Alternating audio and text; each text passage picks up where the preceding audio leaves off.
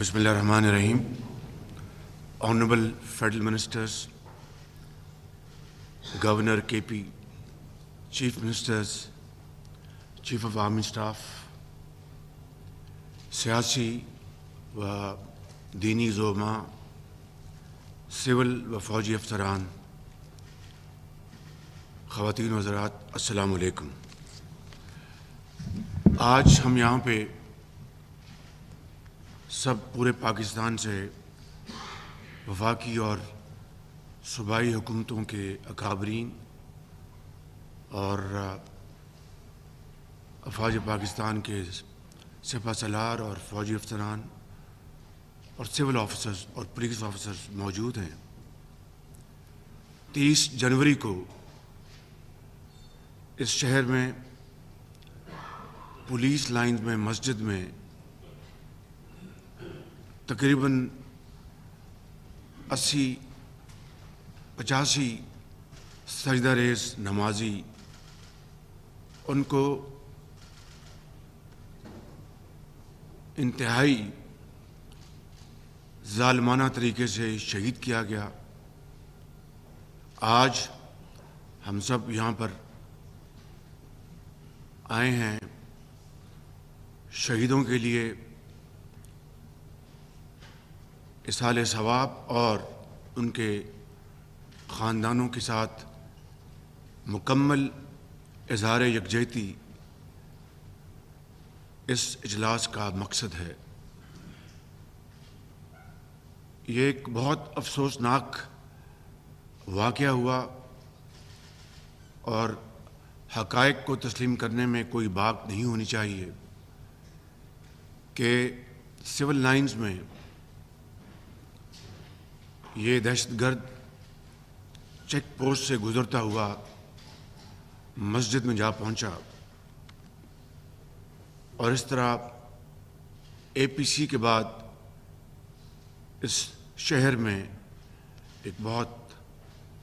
انتہائی اندوناک واقعہ پیش آیا۔ پوری قوم اس وقت اشکبار ہے اور یہ بھی سوال کرتی ہے کہ دہشت گردی کے چند سال پہلے مکمل خاتمے کے بعد یہ واقعہ کس طرح رونما ہوا اور اس سے پچھلے چند ہفتوں اور مہینوں میں اسی پاکستان کے ایک عظیم صوبے میں اس طرح کے دوسرے ٹیررسٹ اٹیکس ہوئے۔ افسوسناک بات یہ ہے کہ اس واقعہ کے نتیجے میں جو سوشل میڈیا پر اور دوسرے ذرائع سے بے جا الزام تراشی اور تنقید کا، ناجائز تنقید کا جو سلسلہ روا رکھا گیا، یقیناً وہ قابل مذمت ہے۔ واقعہ کا ہونا، وہاں پر جو سیکیورٹی لیپسز انتہائی افسوسناک ہے، اس کی بھرپور اس کی انویسٹیگیشن ہونی چاہیے اور ہوگی انشاءاللہ۔ کہاں کمزوری پائی گئی، کہاں ویکنس تھی، لیکن یہ کہنا کہ یہ ڈرون حملہ تھا یا کچھ اور بیجا الزامات کی بات کی گئی جو کہ ایسے موقع کے اوپر انتہائی نامناسب تھی۔ میں سمجھتا ہوں کہ پوری پاکستانی قوم اس وقت یہ سوچ رہی ہے کہ کس طریقے سے آئندہ اس ناسور کو قابو کیا جائے گا۔ کیا وہ اقدامات ہیں جو کہ بروئے کار لائے جائیں گے تاکہ پھر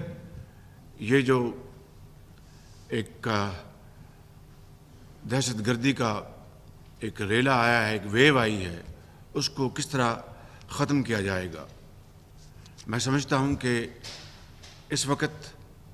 یہ وقت کی اہم ترین ضرورت ہے کہ وفاق اور صوبے مل کر تمام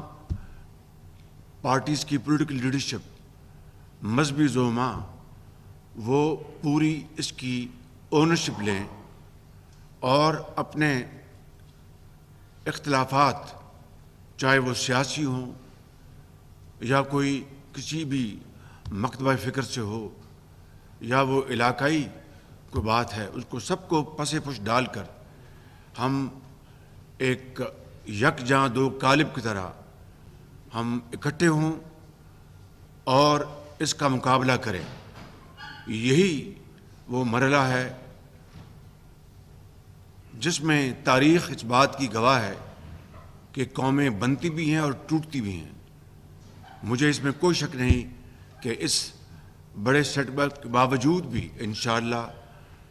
ہم مل کر اس پر قابو پائیں گے اور تمام قوتیں، تمام وسائل اس کے اوپر ہم بروکار لائیں گے، اور اس وقت تک یہ اجلاس اس بات کی گواہی دیتا ہے اور کمٹمنٹ کرتا ہے کہ انشاءاللہ ہم اس وقت تک چین سے نہیں بیٹھیں گے جب تک کہ اس کا پھر مکمل طور پر خاتمہ نہیں ہو جاتا۔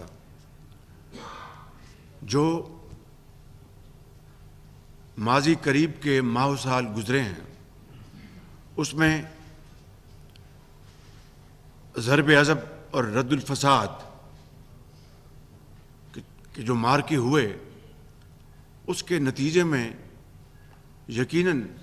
دہشت گردی پاکستان میں دم توڑ گئی، لیکن اس کے لیے عظیم قربانیاں دی گئیں، اور اس میں کوئی دو رائے نہیں کہ پوری دنیا، ہمارے دوست بھی اور مخالف بھی،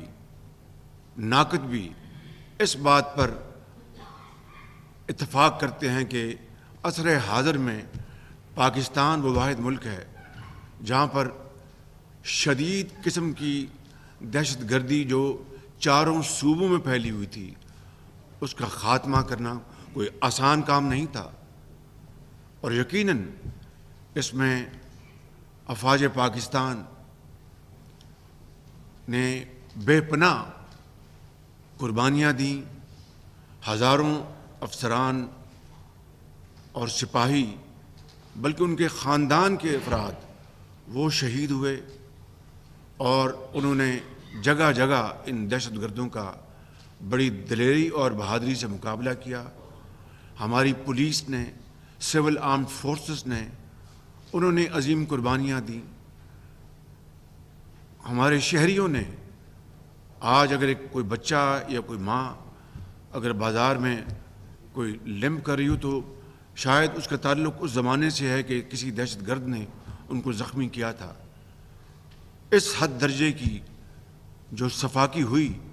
اور جس دلیری اور بہادری سے عام شہریوں نے، سول سوسائٹی نے ان کا مقابلہ کیا، تاریخ ہمیشہ ان شہیدوں کو، ہیروز کو سنہری الفاظ میں یاد رکھے گی، اور ان قربانیوں کو کبھی بھی بھلایا نہ جا سکے گا انشاءاللہ۔ مگر آج اس کے لیے ہمیں تنقید برائے تنقید سے پرہیز کرنا ہوگا، حق بات کہنی ہوگی، جس کی کوئی ذمہ داری ہے اس کے بارے میں بات کرنی ہوگی۔ اگر یہ واقعہ خدا نخواستہ کوئی سازش کا حصہ تھا تو ماضی قریب کے جو واقعات ہوئے یا پچھلے کہہ لیجئے کہ چند سالوں میں جو واقعات ہوئے تو وہ کس کا حصہ تھا؟ میں سمجھتا ہوں کہ دیکھتی آنکھ اور سوچتا ہوا دماغ اس بات پر مکمل طور پر متفق ہے کہ یہ ایک دہشت گردی کا واقعہ تھا، اور اس کو کچلنے کے لیے ہمیں اب بغیر وقت ضائع کیے ہمیں آگے بڑھنا ہوگا۔ اس کے لیے میں چند باتیں عرض کرنا چاہوں گا کہ پچھلے چند واقعات، چاہے وہ نوشہرہ میں ہوئے یا بنوں میں ہوئے یا پشاور میں ہوئے یا اس عظیم صوبے کے دوسرے علاقوں میں ہوئے، ہر بار یہ تانا ملتا تھا کہ وفاق ہمارا ساتھ نہیں دے رہا اور وسائل کی کمی ہے۔ میں نے ابھی جو پچھلی کابینہ کی میٹنگ ہوئی اس میں نے حقائق کے ساتھ، no fiction but only facts, Aimal Wali صاحب نے مجھے ایک دفعہ بتایا کہ وہاں پر وہ تشکیل وہاں پر لوگ آئے، مجھے انہوں نے کوئی 1.5-2 مہینے پہلے وہاں پر بتایا۔ تو میں یہ بتانا چاہتا ہوں کہ 417 ارب روپے جو 2010 کا NFC ایوارڈ بڑی محنت سے اور ارک ریزی سے اور چاروں صوبوں کی اور وفاق کی ایک ویلنگ سپورٹ کے ساتھ، اور اس کا میں حصہ بقدر اس کا کریڈٹ میں دوں گا اس زمانے کی وفاقی حکومت جو پیپلز پارٹی کی تھی اور چاروں صوبوں کی حکومتوں کے جو لیڈرشپ تھی ان کو، اور سیاسی زعماء کو کہ انہوں نے مل کر NFC ایوارڈ انہوں نے اچیو کیا۔ اور اس میں سب سے پہلی آئٹم، یہاں پر میں گورنر کے پی اور چیف منسٹر کے پی اور کے پی کے جو زعماء بیٹھے ہیں،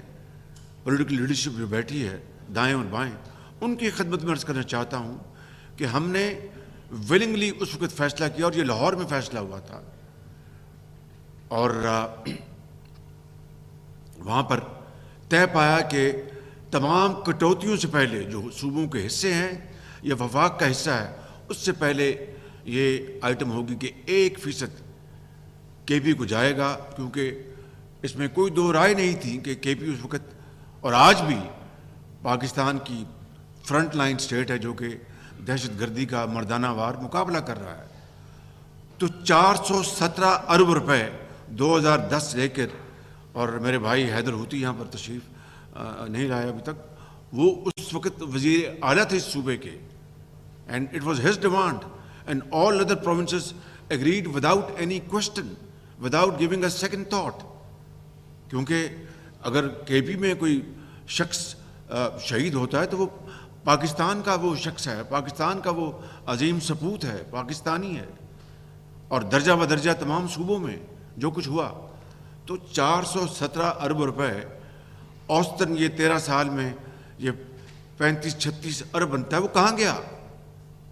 میں یہاں پر بتانا چاہتا ہوں بغیر کسی قسم کی خود نمائی کے کہ اگر ہم نے CTD پنجاب میں اس وقت 2.5 ارب میں بنائی تھی تو یہاں 4 ارب میں بن جاتی، 5 ارب میں بن جاتی۔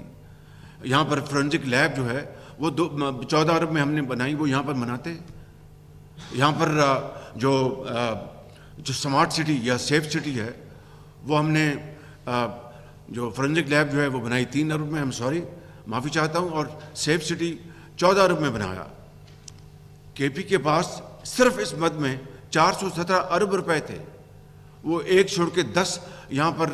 سیف سٹی سینٹرز صوبے کے دوسرے شہروں میں بناتے، ایک چھوڑ کے 10 سیٹلائٹ فورنزک لیب بناتے، کوئی ان کو سوال نہ کرتا، بلکہ صوبے کی اور ملک کی اپنے بے پناہ خدمت ہوتی۔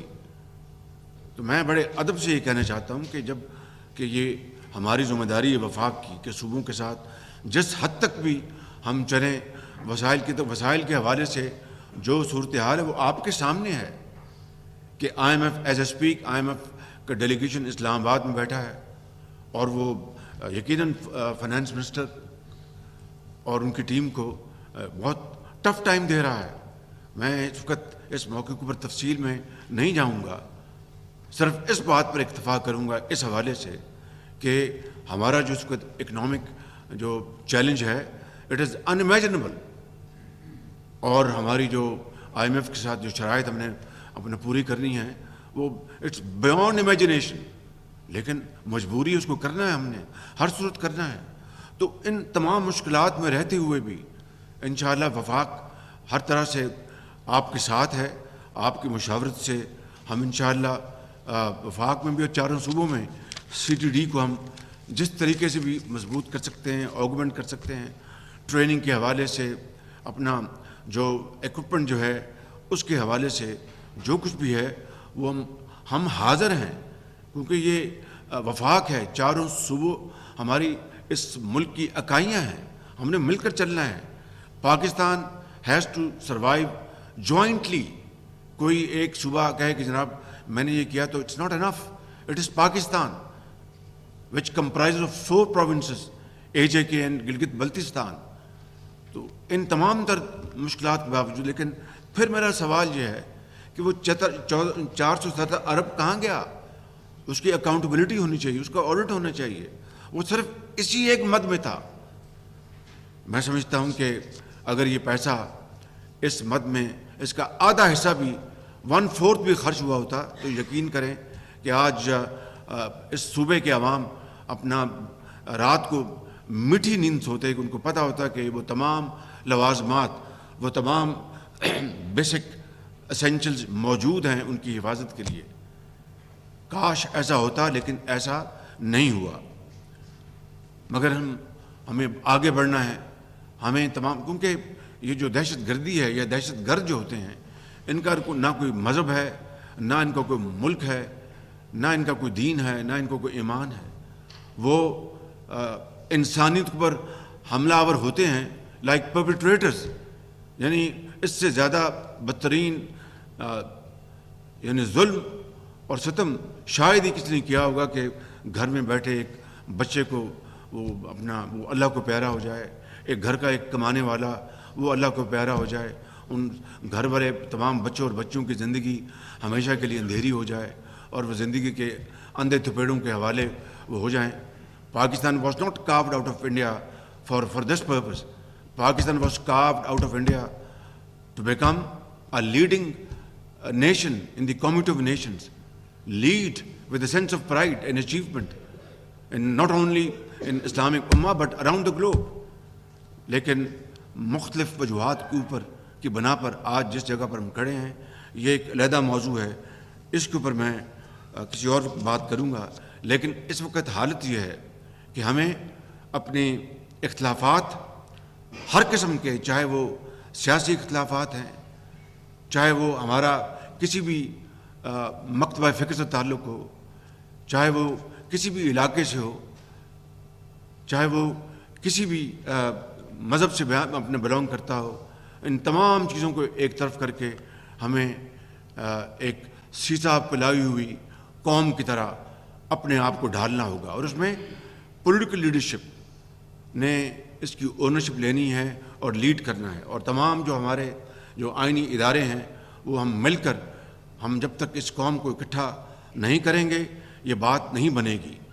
جب ضرب عضب ہوا اور رد الفساد ہوا تو شروع میں کوشچن ہوئے, سوالات ہوئے, لیکن بالآخر قوم متفق ہو گئی. علماء نے فتوے جاری کیے, چاہے وہ کسی بھی مکتبہ فکر سے ان کا تعلق تھا, انہوں نے کہا کہ یہ سراسر اسلام کے خلاف ہے, اس کو کسی صورت بھی اس کو جائز قرار نہیں دیا جا سکتا.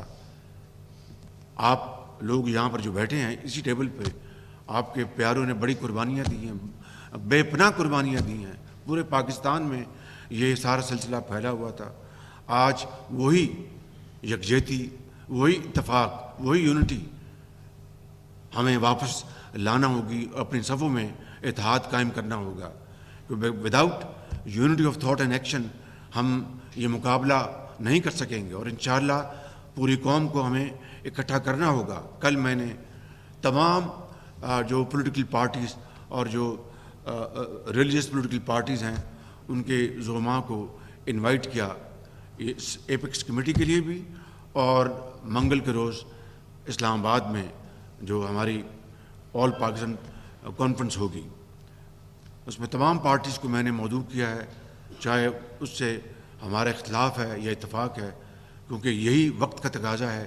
یہی اس لمحے کی ضرورت ہے. And if we do not act now history will not forgive us. تو میں نے وہ دی ہے. اور جو کچھ دیکھیے کہ یہ کہنا کہ ان کو یہاں پر لایا گیا تھا سیٹل کرانے کے لیے, یعنی وہ لوگ جنہوں نے پاکستان کے اندر ظلم و ستم کا بازار گرم کر رکھا تھا, ان کو تو سیٹل کرنے کے لیے آپ آگے بڑھ رہے ہیں, اور ملک کی تقدیر کو بہتر کرنے کے لیے آپ اپنوں سے ہاتھ ملانے کی تیار نہیں. تو یہ اس طرح کی جو ہے ڈبل سٹینڈرڈ وہ نہیں چلیں گے. میں نے ایک پارٹی کے جو لیڈر ان کو بھی انوائٹ کیا ہے, جو میرے ساتھ ہاتھ ملانا گوارا نہیں کرتے تھے. وہ مجھے خط لکھتے تھے, ایک that used to be a cruel joke, کہ میرا نام لکھے بغیر اور سائن کے بغیر وہ لیٹر آ جاتا تھا. اس کے باوجود بھی, and I am not trying to speak for myself, not trying to earn your kudos, but the fact of the matter is میں نے جب بھی اس خط کا جواب دیا ان کا نام لکھا اوپر اور نیچے سائن کیا. لیکن یہاں پر ہم یہ کمپیریزن کرنے کے لیے نہیں بیٹھے. کہنا میں یہ چاہتا ہوں کہ ذاتی پسند ناپسند سے بالا تر ہو کے, کوئی بھی ہمارا پرسنل انٹرسٹ اس سے بالا تر ہو کے ہمیں یہ ایفرٹ کرنی ہوگی, جس کے لیے میں نے یہ قدم اٹھایا. اور انشاءاللہ مجھے امید ہے کہ آگے سے نفی میں جواب نہیں آئے گا, اور قوم کے اس عظیم تر مقصد کے لیے ہم سب انشاءاللہ اکٹھے ہوں گے اور پاکستان کو انشاءاللہ ایک عظیم قوت بنائیں گے. میں اپنی بات ختم کرنے سے پہلے میں یہ کہوں گا کہ پوری قوم کو, جنہوں نے دہشت گردی کی آگ ختم کرنے کے لیے اپنی جانوں کا نذرانہ پیش کیا, اپنے خون سے اس دھرتی کی آبیاری کی, ہمیں ان کو ہمیشہ عزت سے اور احترام سے دیکھنا ہوگا اور یاد رکھنا ہوگا. اور ہمیں آج ان کے ساتھ